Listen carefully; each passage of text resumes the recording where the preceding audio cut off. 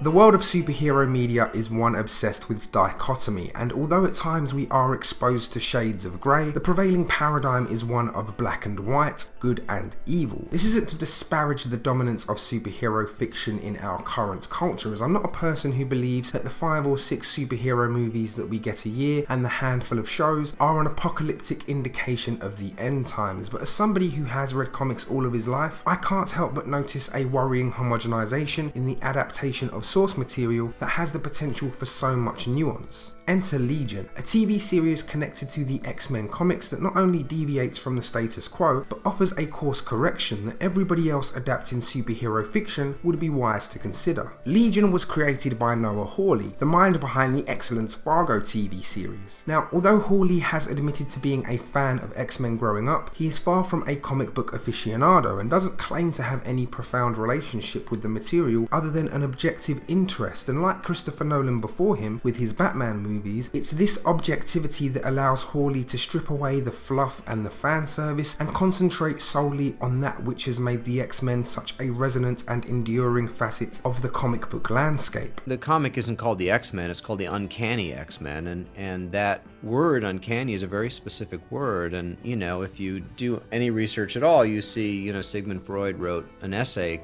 about the uncanny, which was about the power of the supernatural and why we're afraid of the things we're afraid of, and ultimately what scares us the most is not the unknown, but it's when familiar things operate in unfamiliar ways. This interpretation of the source material is key to what makes Legion so different and yet so appealing, and is a philosophy that bleeds into every single aspect of the show, from the carefully considered colour palette to its stylish intangibility that can see the entire tone of an episode flip from the mournfully macabre to the wonderfully whimsical on a dime. And although these dramatic tonal shifts may seem jarring and disjointed, it soon becomes clear that this is very much by design. You see, the television show Legion, the space it occupies in order to tell its story, isn't simply a static window for us the viewer to look through and watch these characters and their adventures. Instead, the very bones of the production, every instrument of film used to tell the story, is utilised as a reflection of our lead character's mind, and our lead character just happens to be a schizophrenic.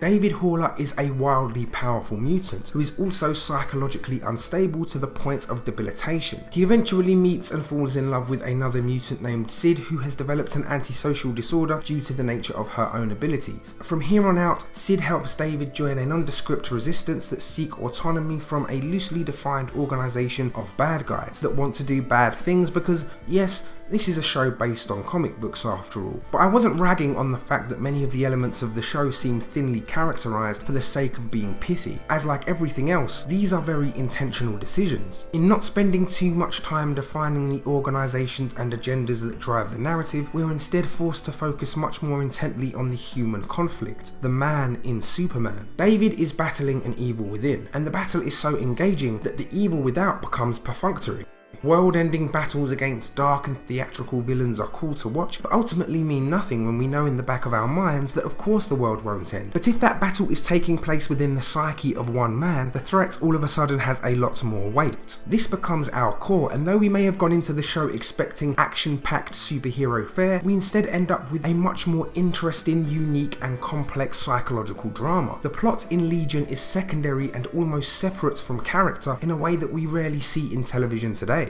We've gotten so used to shows that rely on increasingly shocking twists and turns in order to hold audience attention that we almost become numb to the effects, as a story that is too packed with twists ends up losing all meaning. This is why Legion is so refreshing, as instead of focusing on the events as a whole, Hawley focuses on how the characters both unpack and internalise these events, not only making us care about them more but helping us understand them, so that when the plot does eventually catch up, the decisions they make mean something and resonate all the more. Legion doesn't just stand apart from superhero adaptations, although within that sphere its virtues benefit from a much more stark contrast. No, Legion has managed to stand apart from the majority of drama currently on television today, and somehow without any overt references or pandering, still manages to feel very much like an X-Men story. You might say that the resemblance is uncanny. Sorry, I had to.